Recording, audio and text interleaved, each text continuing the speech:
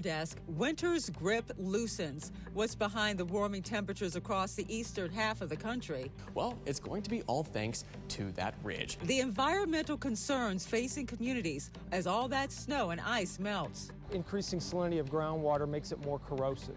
Utah's very dry winters impacting the state's water supply.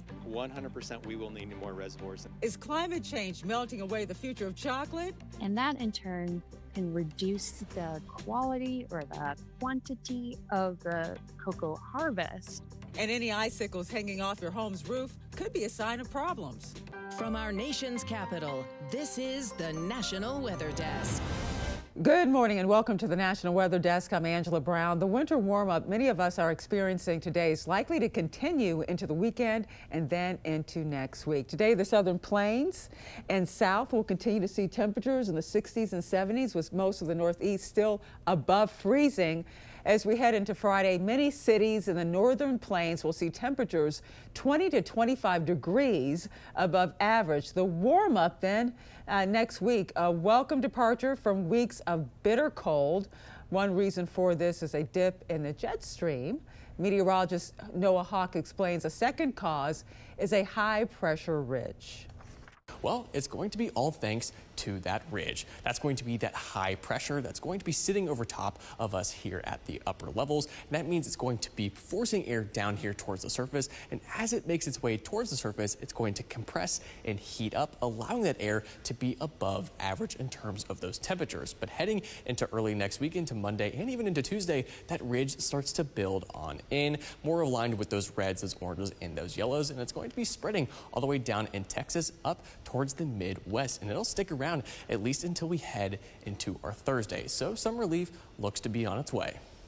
And if you notice that the sunshine is feeling a little warmer these days, you are not wrong. This is not just because of warmer temperatures. It's about the sun's angle. Green Bay meteorologist Phil DeCastro explains. Shining sun just hits a little different this time of the year.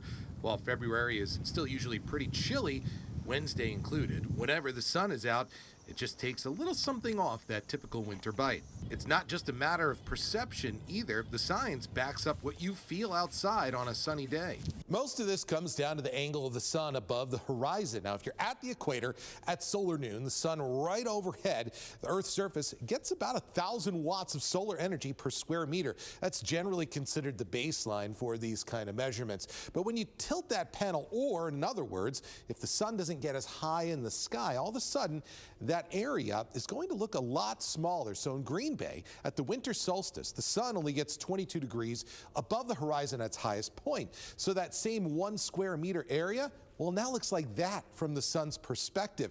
And now that panel, which looks a whole lot smaller, it only receives about 400 watts per square meter at solar noon.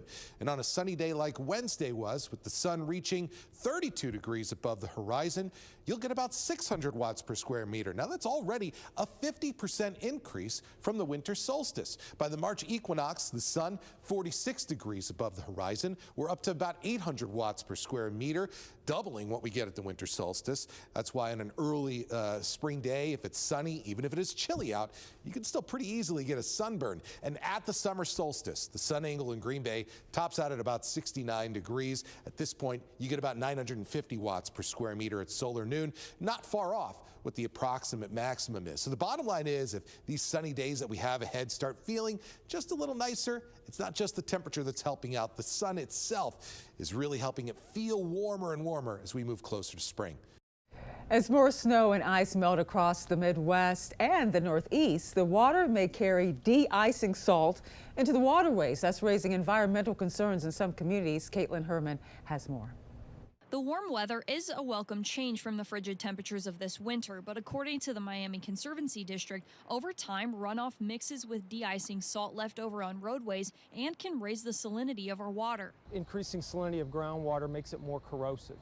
And so it could potentially be more of a challenge for water treatment, making sure that that groundwater isn't going to corrode pipes and cause metals and things like that to leach into the drinking water. It can also harm fish and other wildlife in our local waterways, but de-icing is a key step to keep the public safe during winter storms. That's why the city of Dayton, thanks to a grant from the Ohio EPA, is able to rely more on salt brine than rock salt. When you combine the brine with the rock salt, you overall use less actual rock salt. It reduces environmental and infrastructure concerns. Eventually, when it does start melting, the use of less rock salt means less chloride is reaching our rivers and streams. A rare weather event in Michigan, it's known as a frost quake, may have hit earlier this week. People reported feeling a slight shake Tuesday and finding damage to floors in a gas station. The frost quake happens when water in the ground freezes and then it expands. It can create a loud boom and tremors when the soil and rock suddenly fractures under pressure. Valentine's Day is Saturday, and meteorologist Violet Skyborg tells us about a blizzard years back that put a damper on that day. Known as the Valentine's Day blizzard from February 12th to the 17th in the year of 2007. Snow totals from this, which impacted the entire Northeast, brought 29.5 inches of snow to Syracuse. Around 2 to 3 feet for most of New York State, and Vermont had the highest snow totals, around 3 to 4 feet. But there were also some other impacts. How fast this snow came down in a 24-hour time period. Syracuse had 16.8 inches of that snow in 24 hours. And snowfall rates got as high as 5 to 6 inches per hour. Plus, there were some icing along the New England states, including in New York City. 4 inches of sleet were reported. And this ultimately led to 37 deaths, mostly from car accidents, and $58 million in damage. Now to Utah, where this winter is shaping up to be one of the driest on record. With the heat of summer just a few months away, there's always a concern about keeping a healthy water supply when droughts are the new reality. Samantha Hoffman reports. It doesn't look like winter in St. George, with short-sleeved hikers, picnics, and busy parks. Be out and about more often, doing trails in the morning, enjoying the sunrise, taking our dogs for a walk, for the sunset and whatnot. General Manager Zachary Renstrom says the water district will rely on Quail Creek and Sand Hollow Reservoir. What kind of assures you that we will not exceed the capacity that we have with our reservoirs? So one of the things we do is a lot of modeling our system, and we're actually assuming a hotter, drier climate in our models. We look at what we have, and if the system can't handle it, we will build to make sure it will.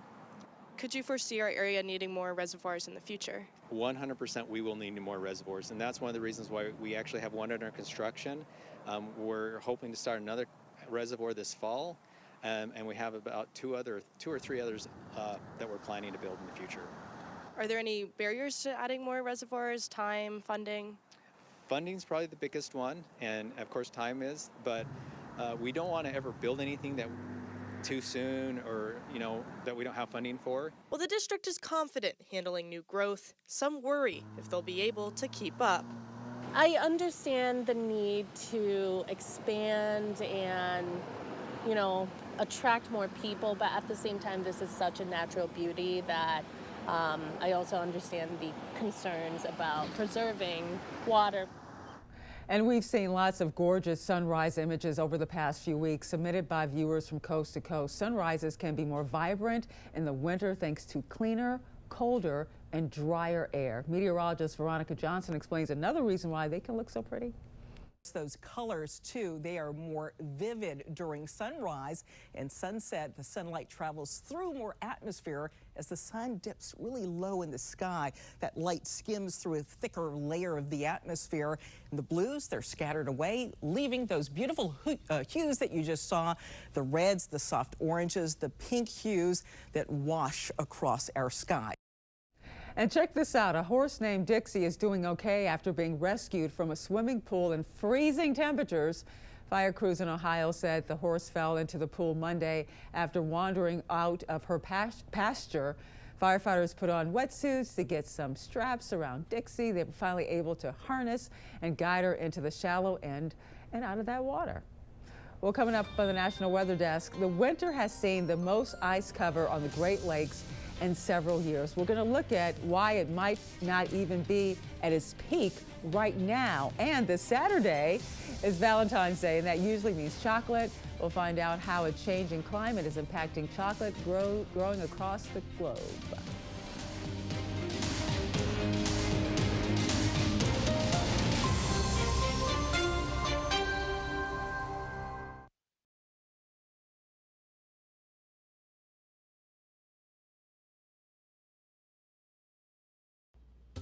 I'm meteorologist Charlie Lopresti with Look at the Northeast. For a change, we have a nice looking day on tap in the Northeast with a lot of sun. The only complaint might be a gusty northwesterly wind. Any leftover snow showers from last night, they're long gone. This is 7 a.m. Any clouds today, they will part ways with some sun developing. Those clouds will break up, so we'll call it partly sunny in the Northeast, with temps warming back into the 30s. Friday, the good news is the Northeast will lose the gusty winds, but we'll keep the sunshine and the seasonable temps. I'm Chief Meteorologist Gerard Bailey. Here's a look at the Mid-Atlantic region. Mostly dry going into this weekend. Looking like we will see temperatures on the way back up after a chillier day on Thursday. But otherwise, it's just looking like clouds on the other side of the mountains back towards the Great Lakes region. Maybe some low fog. Thankfully, we are going to see those temperatures on the way up. 20s to 30s for Thursday's highs. A little warmer to the south in the 40s. We'll see those numbers climbing further going into Friday, where we should all be above freezing except into parts of Pennsylvania. Hi, I'm meteorologist Jennifer Collins with a look at your southeast forecast. A cool afternoon for the Carolinas with temperatures in the 50s and low 60s on your Thursday. Into the low mid 70s along the northern Gulf Coast and the Florida Panhandle, with the mid 70s across most of central Florida near the 80-degree mark in the West Palm Beach and Miami-Dade County region. A look at your hour forecast for the southeast. Expect a clear sky through Thursday for most of the Carolinas, Georgia, and Alabama. Few clouds with a chance for coastal showers across South Florida Friday morning.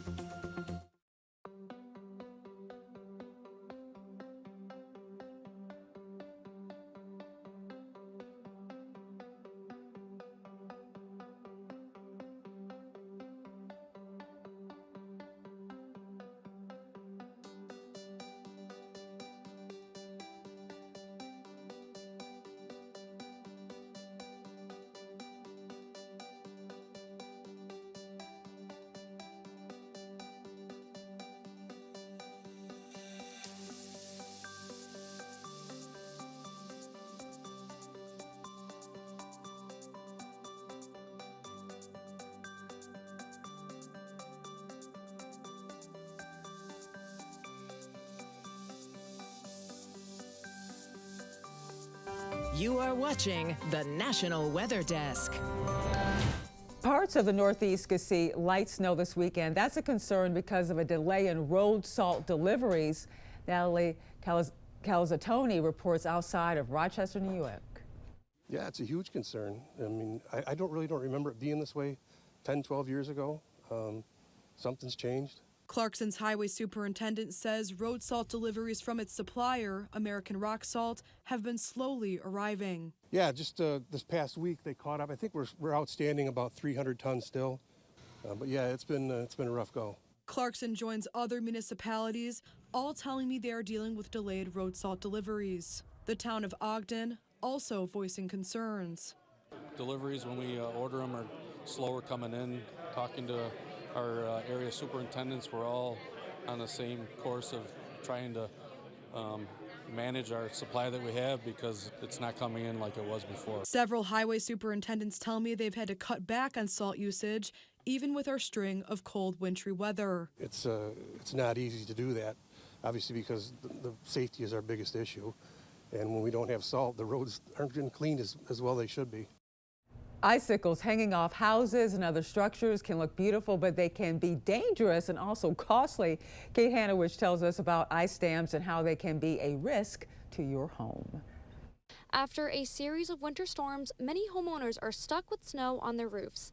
That snow eventually melts, pooling into gutters already clogged up with ice. There's nowhere for the water to drain, so unfortunately it continuously builds up and more ice obviously forms. Over time, an ice dam settles on the roof. When the heat from the inside of the home touches that, it starts to melt and starts causing water damage inside the home. Nicholas Laverty owns AMP Roofing and says that damage can be extensive. Your insulation can get ruined. You can have mold buildup, have extensive drywall damage. You could have extensive floor damage. NBC 10 got a first-hand look at this type of damage at a house in Coventry. Here inside the home, you can see how the tiles have sunk into the ground due to the water damage, and above the door, you can see all of this right here from the water sinking through from the roof. While this won't happen to every home, Laverty says homeowners with flat or low-sloped roofs are most susceptible.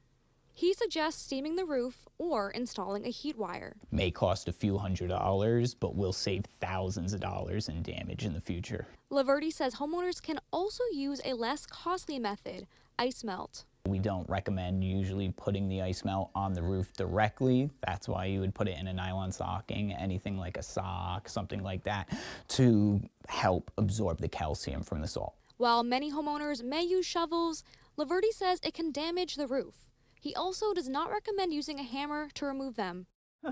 Despite the more than 2-week-long deep freeze finally coming to an end, there's still plenty of ice on the Great Lakes. Earlier this week, we showed you this 80-mile-long crack that formed on Lake Erie. And while temperatures will warm up next week, meteorologist Phil DeCastro says there's still plenty of time for more ice to develop. With our weather moderating over the coming days, ice cover on the Great Lakes might be reaching a bit of a plateau until we can see another cold snap. Now, as of Monday, ice coverage on all lakes combined, 58.31%, the highest concentration in 7 years, when in 2019, we peaked at more than 80%. Now, Lake Superior, Michigan, at about 53 and 37% respectively, both figures the most that those lakes have seen since 2022. Lake Huron is at 77% coverage, the most there since 2019, and Lakes Erie and Ontario sitting at about 96% and about 42% respectively, both of those lakes at their highest figures since 2015, more than a decade ago. And it's not just temperature that can affect ice formation on the lakes. Wind plays a big role too, even light winds. This is just this past Sunday morning. Looking at Lake Erie, roughly a 90-mile crack opened up on the ice stretching from Canada to the United States in just a couple of hours. That's basically the same distance, 90 miles, from Green Bay to Iron Mountain. And thanks to clear skies, we've been able to get a good look at how Erie has evolved, and you can see a few other cracks through the clouds there as of Tuesday afternoon. Now, unfortunately, we haven't had much of that around Lake Michigan lately when it comes to the clear skies. The best view over the lake has been over the southern end, where you can see some broken ice coverage there on Tuesday afternoon. Closer to home, the bay has basically been totally obscured by clouds over the last few days, but we're likely not done making ice. Total ice concentration well above our average pace for this time of the season, and we don't normally peak until later this month and on into the early parts of March. So historically speaking, we could be seeing some more periods of ice growth between now and when that ice starts to disappear this spring. This Saturday is Valentine's Day, and that often means gifts of chocolate. But did you know that 70% of the world's cocoa comes from 4 countries in West Africa? Research shows those areas are being impacted by climate change. Emily Gracie spoke with Climate Central about the conditions that are ideal for growing cocoa and the impact this could have on your Valentine's Day tree going forward. And what we found is that across these 4 countries, they're now experiencing at least 3 additional weeks worth of days that are above that optimum temperature range for the cocoa trees. And that's entirely due to climate change. Okay, so how does that translate as far as our impact here in the U.S.? Farmers last year that experienced a lot of heat exposure to their crops were saying things like when it's really hot, the leaves on the cocoa trees shrivel up and they can't provide shade for the pods where the actual beans are forming. And that in turn can reduce the quality or the quantity of the cocoa harvest. These trees like to have a fair bit of rainfall, but they like it distributed throughout the year rather than, in big bursts at certain times of year. What we saw last year was that there was really erratic rainfall in these cocoa producing regions that translated to a poor harvest and a major spike in cocoa prices. So how do we adapt? How do we adjust to this issue? Do we stop eating chocolate, or what's the solution here? One is making sure that we limit future climate change. So the more we warm the planet, the bigger of an issue this will likely become. And so it's important to be thinking about how we reduce our carbon emissions. But there are also agricultural practices that could help here. So some farmers plant shade trees, like larger shade trees, in and amongst their cocoa trees, so that even if it's very hot and sunny, those trees are shaded and kept closer to their optimum temperature range. And so, getting started on those kinds of practices now will help us 10, 20 years down the line. And time now for a short break, but first we take in views of Darty Falls in West Virginia. Darty Falls.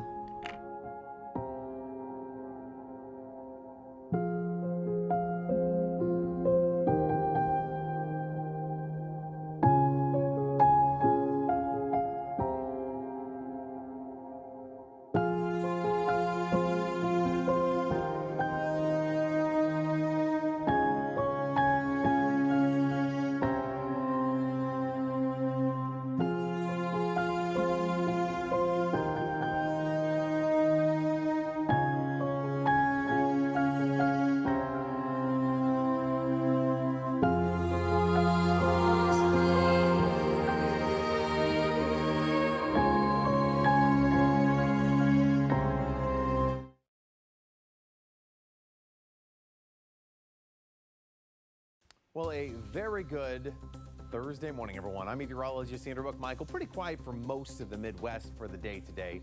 Still kind of cold across the Great Lakes, but as we head into the next few days, warmer temperatures are on their way in. We've got a lot of 60s and 50s, still 40s across the Great Lakes for the day tomorrow, but we have rain moving its way in across the southern part of the Midwest, heading into your Saturday, which is Valentine's Day. Good morning, I'm meteorologist Alex Garcia. Here's a look at your regional weather. A little on the cool side for our friends up in Amarillo, back over into Midland, into Oklahoma City, even in the Dallas, Shreveport. Coldest spot, though, Little Rock coming in at 37 degrees.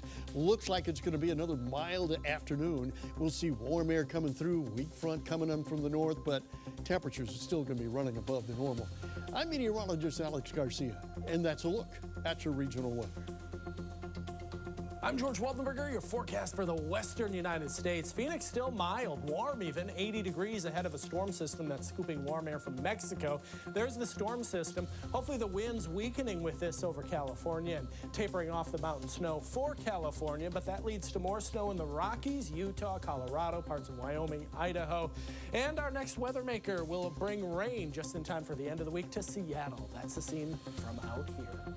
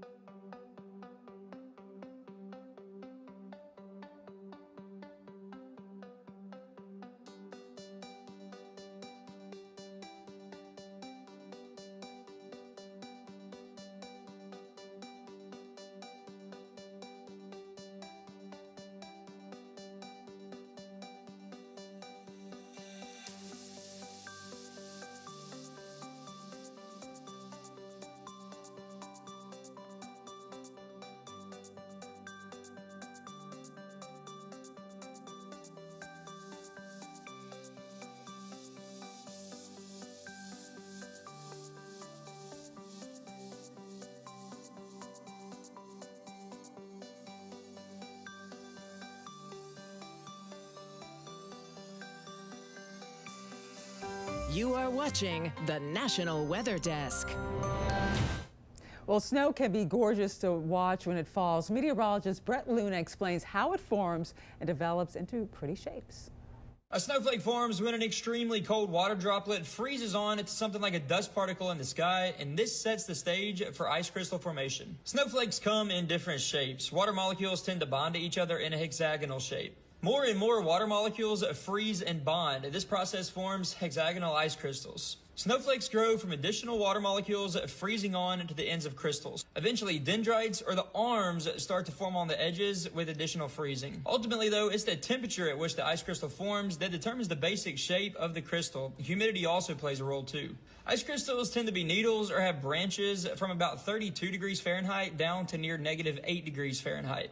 The dendritic ice crystals, those are the ones that are that stereotypical snowflake shape. Those form the best when temperatures are between 10 degrees and 0 degrees Fahrenheit, and also when humidity is higher.